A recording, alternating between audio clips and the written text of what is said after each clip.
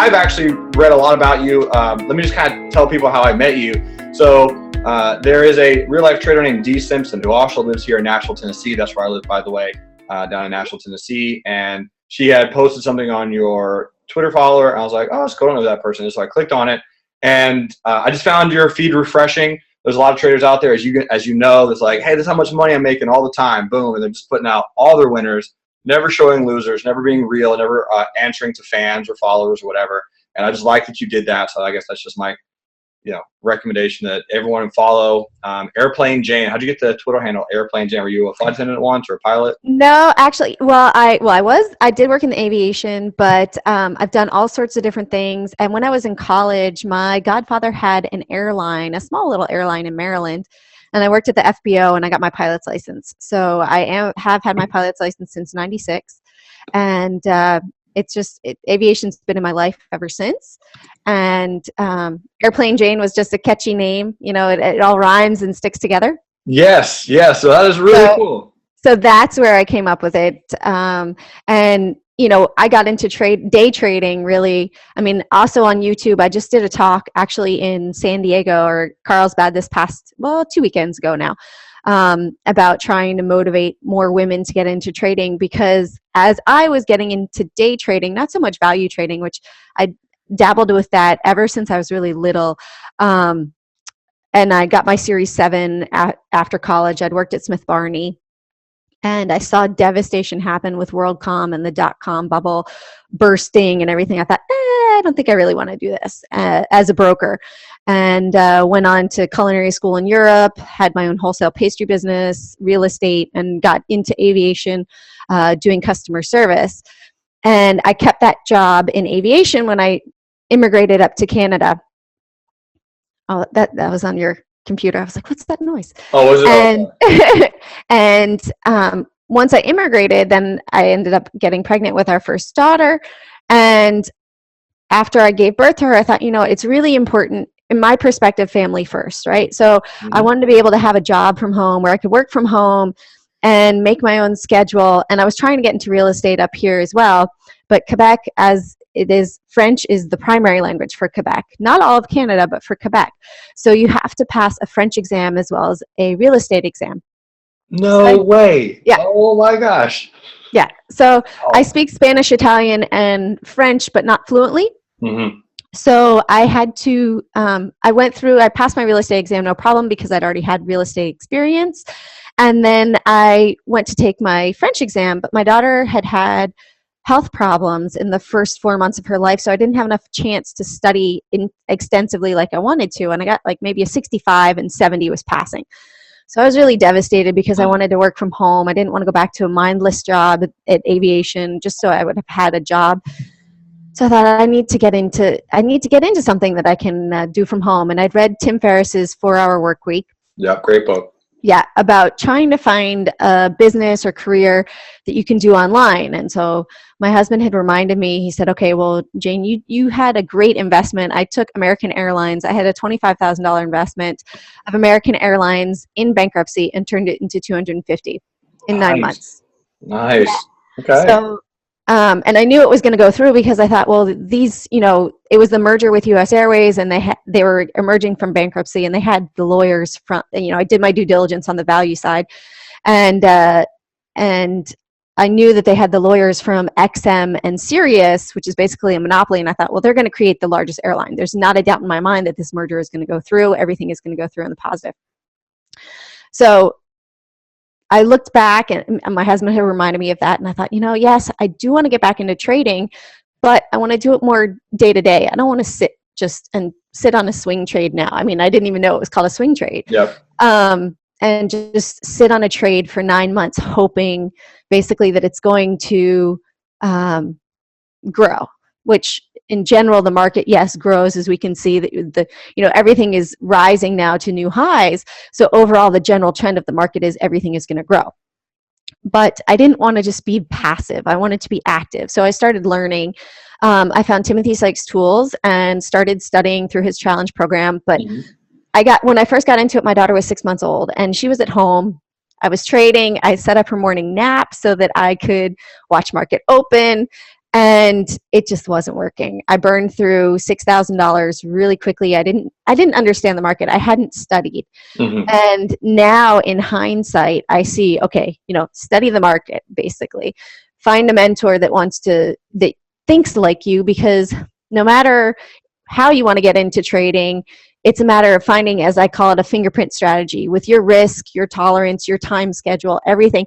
So learning just from one person isn't going to teach you the best strategy necessarily just for yourself. You have to figure out what works for you. And practicing with fake money, I didn't do that. And I'm with you. yeah, it's a lot easier to practice with fake money and figure out a strategy that works, because right off the bat, you're 50-50. It's like gambling, right? Yep. So to be able to go ahead and practice until you find a strategy that works, that you're comfortable with, that you see. I love trading reversals. Today, I just traded UHS maybe 5-6 times, but I traded it long, short, long, short, long, short, and I just blew it out of the water today. Awesome. And so it's a matter of figuring that out. And it started last September. Well, September of 2005, I started paper trading and really just charting down stock trends and putting them into an Excel spreadsheet and seeing what was going on. I'm a bargain shopper in life, so I was looking for oversold stocks on the day and how they reacted, and basically saw the bounces that were setting up, everything like that. And so that's how I started trading, and I started finding a strategy that worked for me. November of last year, I started with real money, very small positions, so I could keep that consistency and confidence. And then really last January, the end of January 2016 was when it really clicked. Excuse me. And that's just when it all snowballed together. I started positioning larger, and my gains just started to get better and better. And as always, keep the losses very small, and try to be reasonable with your profits, but not, don't get stuck on greed on, I want to make $1 a share, or I trade the chart. I'm also done yoga, so I'm very much aware of being in the moment. And trading the price action and watching the level 2 for the tension and how it changes. That's awesome. So, so how long then, I guess, how long would your trading career be then, I guess, if in accumulation? Probably about 10 years, 11 years. Well, overall, I mean, value trading, I was very, very passive. It was like maybe one time a year I would call my broker, not that much at all. Gotcha. So really like active trading, I would say really since September of last year. Gotcha. But Awesome. I really took the time to learn it. Beautiful. Well, truly congratulations. I mean, I love when that click, when that happens, such a big deal, I mean, it really is just, it's a big breakthrough, and it makes you feel good and you get excited, and it's amazing to see the compounding interest and the compounding of the money in effect. So earlier when you mentioned you kind of spot reversal, so let's say, for example, UHS, are you looking at what time frame to spot those reversals? Well, I mean, as watching it, obviously I see, the 30-minute sort of patterns, but I'll really watch. I'm just looking at the chart over there now. I can show you guys my setup. I think, okay. Yeah. Sweet. Right on. And I have a laptop. Well, you can't see the laptop. Sorry, it's a messy room, guys. Yeah, it's okay. But that's basically it, is that I'll really watch the price action and see what's going on, as well as support and resistance set up throughout the day, as well as further back in the history of the chart. But I will also watch the RSI and the Bollinger Bands, and sometimes using MACD, but not so much lately. It's just more, I just read the chart. Gotcha. Okay. So let's say, this is probably a tough question to answer, but if you had one skill, you're like, this is what I'm really, really good at in trading, what would it be? I don't know. I think it's a matter of really trying to read the price action and trying not to get greedy with an entry or entry, you want to get obviously the best entry, but not getting greedy on an exit. And as I like to always say, Carpe Profit, just seize the profit, because every single one is going to grow your account. And if you get caught up, I need to have that whole $1 profit on this. I need to reach this exact target, but I can see that potentially the shorts are going to cover, and I see that it's hit a new support level. well, I'm not going to just say, oh, I want another 5 cents out of it. I'll take it. I'll go ahead and take that profit. And I'm not going to be upset with getting frustrated. Well, I could have made an extra 5 cents, you know? Mm-hmm.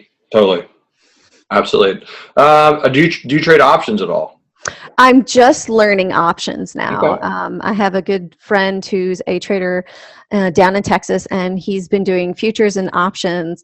And we hooked up, and I'm helping him with equities now because he's trying to transfer to go backwards to equities from futures and options. I'm like, why would you want to go backwards? But okay, sure, no problem. I'll help you. Yeah, sure. Okay. All right, fine. That's cool. Yes. I'll say it's kind of random, but hey, why not? I like it. Exactly. I totally dig it. And I mean, the big thing now is when I first started out, there weren't that many women. And I believe LaToya, I'm actually interviewing her tomorrow night. No way. Yeah, for my book. I'm doing a book about female traders. Bring it. Yes. Much like Market Wizards and Momo traders. Hopefully it'll be done by March. We'll see. Let me know if I can help in any way. I know a lot of women traders because I'm with you, by the way, on that fully. Yeah. So my thing is, I actually just, when I'm hiring people, or working with people or trading with people, I'm looking for the ladies in the world because the men are abundant. They're always there. Like I can find a white dude trading, really simple. So I'm always looking for, so my business partner, her name is Angie Barbosa. She lives in Sacramento, California. I reached out to LaToya. She can trade, Sarah Potter. Have you heard of her? I don't know Sarah, but thank you. Yeah. So again, I'm always just looking for that realm because I do think that it's a sector and it's a demographic that isn't tapped into and needs to be tapped into just for educational purposes. Because here's my theory: women are better traders than men by far. Like it's not even close. And so that to me is like, hey, learn how to trade. Even though a lot of there's a disconnect sometimes between like guys and girls. Guys like, oh, I want to make more money. I want to make more money. And girls are like, I'm cool with just seeing how this happens, you know. And so they don't approach trading because they're not hungry for the money. But it's like once you get into it, you can crush it. So yeah, if you're ever looking for lady traders, let me know. I can connect you with Minnie. Awesome. Yeah, I might check out, I believe it was Sarah that you said, because right now I have, like with Market Wizards and Momo Traders, I have about 10 traders already that I've interviewed or will be interviewing for the book. Right. So that should be hopefully sufficient, but I'll reach out to her and see if she's available and wants to do it. Yeah, absolutely. For sure, because as a female getting into the trading world, there's not a lot of female traders that are online, available, accessible, willing to help other women. And it's really important, especially women tend to network together. They try to help each other. They nurture each other. And so I think it's something that could be really huge and upcoming in the trading world. I'm so with you. I fully agree. I like that term nurture because it's true. Guys, they're just mean to each other all the time.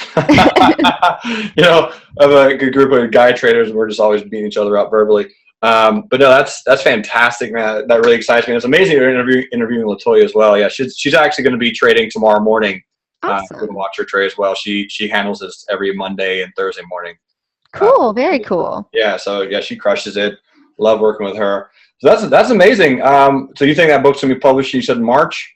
Hopefully March. Yeah, it'll be on Amazon. I mean, I'll definitely let you know, and I'll be all over my blog, my YouTube channel, everything. it'll be out there for sure. I believe it. I believe it. Congratulations, just on having that pursuit in that direction of what it is that you want to accomplish in that realm. Because I think again, there's not a lot of people doing that. And I'm proud that you're taking that banner and running with it because it should be. It absolutely is something that should happen to a much greater extent.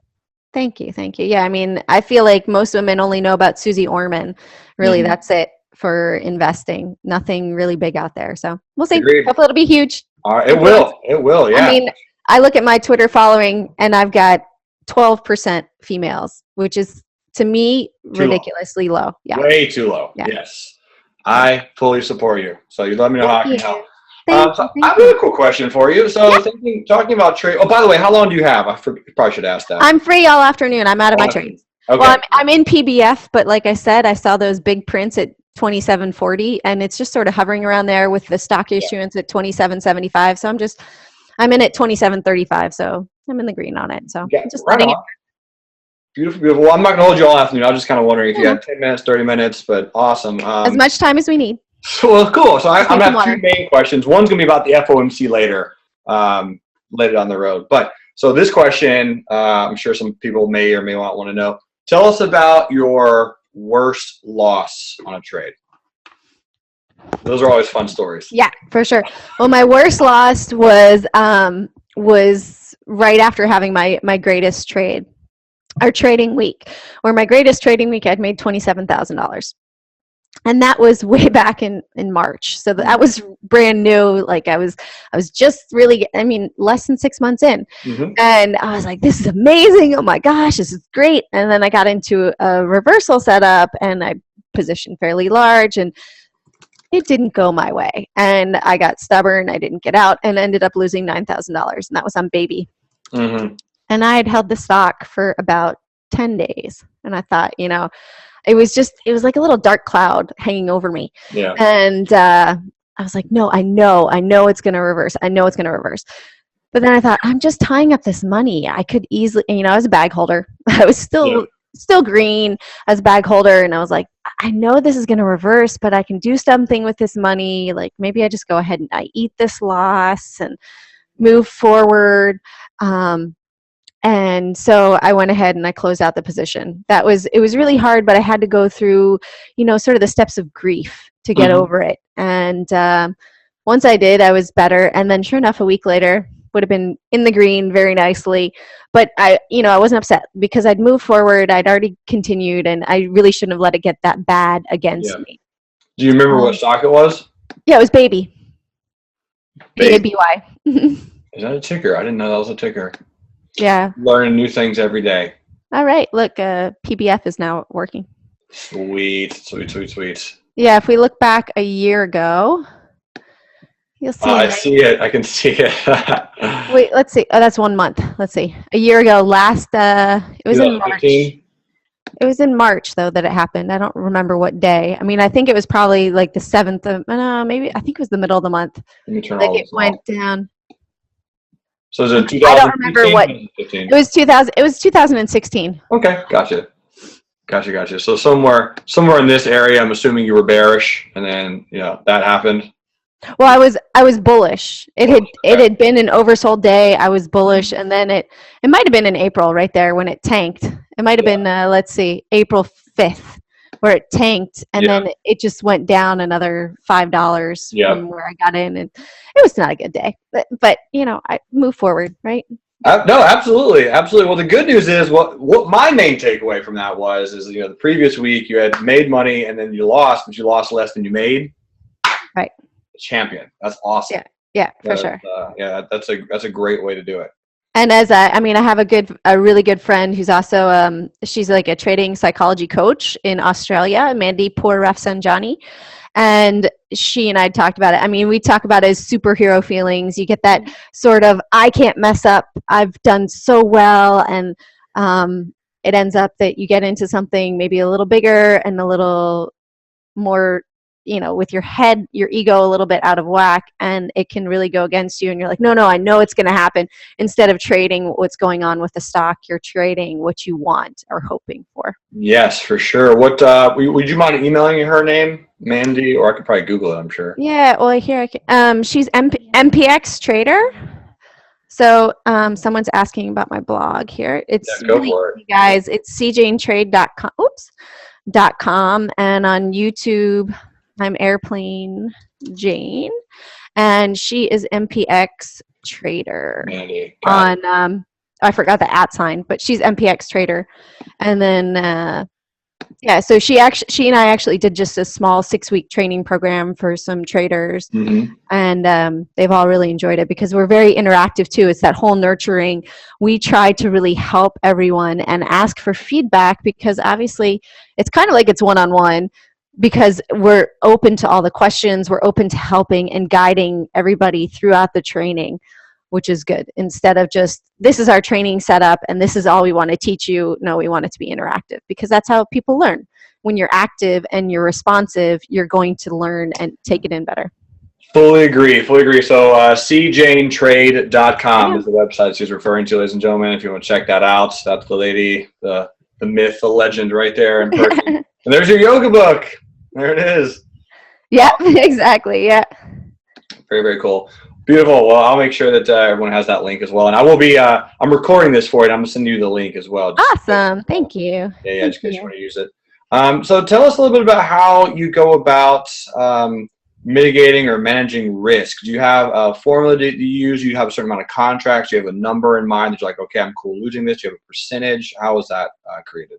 I mean, for me, it could definitely be a bit better, but I'm really looking at the chart and like, I know if PBF, well, when I trade typically reversals, right?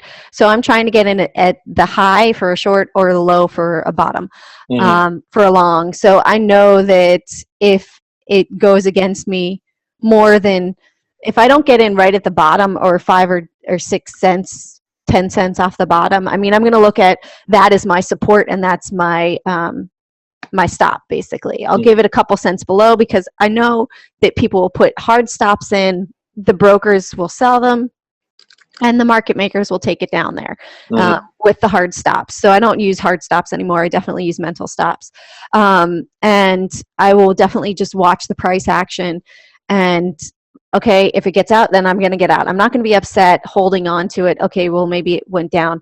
Like with UHS, I had an entry for a short at 102.77 and it hit 103. I got back out. And then I saw that it was curling down again. I got in because it didn't break the 103, but I was fearful that it would because it had done 103, 103, 102.97.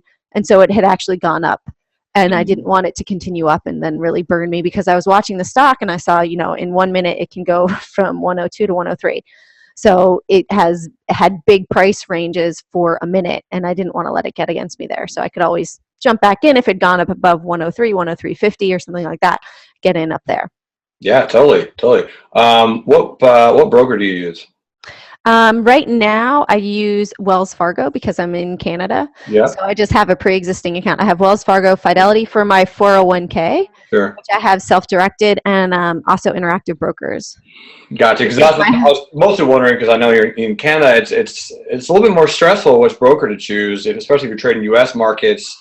I have a lot of Canadian traders and friends up there, again, Montreal and Toronto, and Questrade.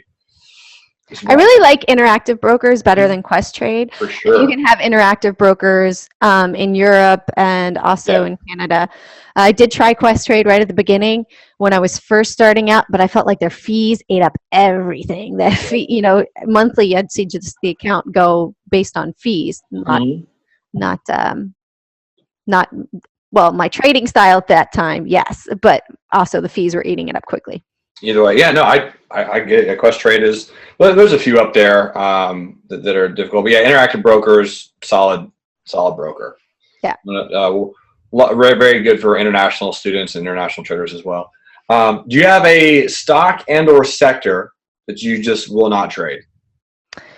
No, not so much. I mean, the way that I actually come to my desk in the morning is my daily routine is pretty similar. And if I get thrown off on my daily routine, that can sometimes mess up my trading and I have to get centered before I get to the computer. But basically, I will go ahead, get up, get my daughter dressed, breakfast, off to daycare, come and sit down at my desk, and it's maybe 9:15. So I don't do too much pre-market research because I'm busy in the morning. And then I come down, I see what's trading for the day, and I use Equityfeed for my charting and my level 2. And I have the gappers that I look at on there. And then I also use trade ideas for intraday alerts as far as what's moving. And I have some pretty good alerts that I've customized on there that will spit out ideas to me. Obviously, I'll look at the charts and see if they fit any of my criteria, or if I like the look of the chart, which came after watching, days and days and days and days and days of charts over and over again to see how I like the patterns. You said it was Equityfeed? Equityfeed, yes. Equityfeed. Okay, gotcha. I have a question from Angel. He says, I saw that you promote the use of TI or Molly software. What is that? He was just going to ask. TI is Trade Ideas, and I think he meant to type Holly, because they do have an artificial intelligence, Holly, that will go through all the algorithms and basically try to help newer traders see a chart that, based on the algorithms, is going to perform. And so they also have a free trading room for somebody that's brand new that doesn't want to necessarily pay or doesn't have the funds to pay right off the bat, but they can still learn watching charts, hearing other traders trade, and asking questions in there as well. So I do promote especially the free trading room, because for new people starting out, it's really hard with the capital of getting a broker, getting a data feed, and getting, if they want to have any sort of scanning software, that they don't know what to look at, because it's really tough in the beginning to see and understand what to look at, because there's so many stocks. Oh man, so many. Yeah. So do you have a favorite stock or sector? No, not so much. No, I just trade what's active that day. I mean, I'm looking for where the volume is, and I look really for oversold stocks. Like UHS today was the biggest loser on the day, and so I knew, look at it now. It just went from 101.80 up to 102.50. But I look for those that have large volume with them. They're going to have a large price range throughout the day, and if I can, I can position smaller, and it's going to still, the gains are going to be great if it's in dollar, multiple dollar range for the day. I don't have to position as large, but I can give it a bigger stop. I can let it move more against me if I wanted to. Sure. So you're looking for the oversold stocks, the biggest volume gaps, the bigger movers that day, and you'll probably play them both ways, short and long, as it rolls over and as you buy at support. Correct. Cool. Right on. Yeah. So those pretty similar strategies then, because that's kind of what we focus on. We focus on the majority of the time what's gapping, what's moving, what has good volume, and really from there just kind of drawing support and resistance. Either selling high and or buying low, or both. If time comes to it. So yeah, right on. Okay, cool. I like that. So no particular favorite stock. I dig it. Do you use moving averages? Like you mentioned earlier, RSI, Bollinger Bands, and MACD. Any kind of moving average you prefer? I've slowly been using the 8 EMA just on the 1 minute, or not really that much, honestly. Yeah. I just look at the chart. That's it. I try not to add too much to jumble it up, but I will look at the Bollinger Bands. I will look at the RSI for, say for bouncing or getting in. Like right now on UHS, I see on the 1 minute chart, it's at 61. I wouldn't go long when the RSI is at 61, because to me, that's a supply and demand. I was also an international business major, so I have the economics, I have the financial sort of background, and I love numbers. I've always loved numbers. But to me, I would say, well, the risk to reward right there, based on where it is on the RSI, is not very good. I wouldn't look at it. It wouldn't be an interest to me right there. Yeah. So is it buy low, sell high, right? Yeah. I dig it. Yeah. So what, I got Mandy. I'm going to reach out to her later, and I'll probably do the same thing with her. I just like interviewing people. Why not? Yeah. So thank you for that. Do you have any other mentors or books that you would kind of recommend to just traders in general? I mean, definitely the Market Wizard books and Momo Traders are good. Those are two that I read. And really, my book idea came last year after reading Momo Traders, because I was like, you know what? There's nothing like this about women. And why can't I do it? Yeah, absolutely. In my head, I've never had I can't attitude. It's always, I've also run 4 marathons. So if I put my mindset there, I can make it happen. It's just a matter of time and energy and effort, which starts every day. And that's the way I got into trading too, was just day by day studying. It's all in the mind. Everything, man. Everything we do, create, all the barriers we make for ourselves, it's all in the mind. So I guess on that topic, let's go visceral for a second. So you're trading, you're doing well, business are going well. What's next? What's the next step? 2 years from now, what's the big thing for you? Well, I mean, the thought is obviously, I'm about to give birth in 8 weeks. Yep. So to have the book sort of create some passive income while I'm taking care of my daughter, and then grow into maybe having a trading room. That's an idea. But I'm doing everything as it comes and as it feels right and organically. Like I didn't start out on this journey of day trading trying to necessarily help others. I just saw that it is a niche that needs to be fed. That there's so many women out there, and some are just afraid to even ask questions, and there's no reason to be afraid of it. And just to have a positive mindset about it, because it's all possible. And to really help, my goal has always been to help. That I started my blog to share my experience, and that's also what I did with Twitter, was just to share my experience to help encourage others. And then slowly, I had people asking, well, can you do videos? So then I started a weekly YouTube channel. And then now it's, well, can you help train? So I started doing the little small program for 6 weeks, which sort of put me out of my comfort zone, because I'm still very, very new in the grand scheme of traders that have been doing it for 10, 15, 20 years.